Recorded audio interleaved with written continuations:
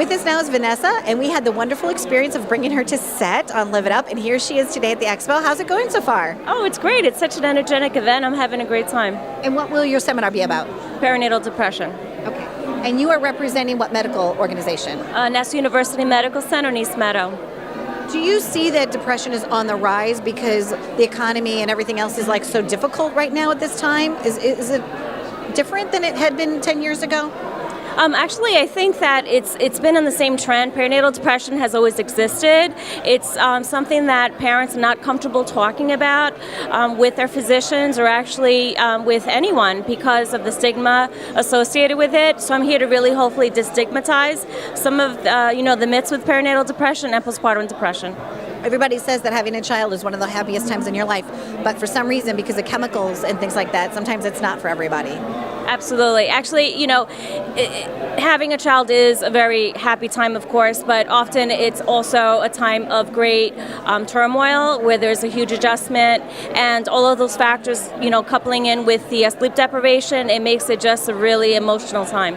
And I was very joyful having my children, but you know what it is when I had my first son, that moment that the baby is born, your life is profoundly changed. Instantly. It's like all of a sudden you are responsible for knowing where that child is 24/7. Absolutely. And I don't think anybody really prepares you for that. They tell you what to feed your baby, how to dress your baby, how to clothe your baby, how your baby should sleep, but they don't really mentally prepare you for that moment of transition. And it's a huge moment, a great moment, but it's big. So it's wonderful that you're there to help people. I agree. 22 years ago when I became a nurse, and I was that new mom on the unit, and I didn't know what depression was. I didn't know it as a student. I didn't know it as a new mom.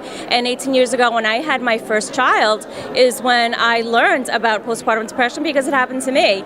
And for 18 years, this has been my message of hope that yes, you can come out of it and you can be well again.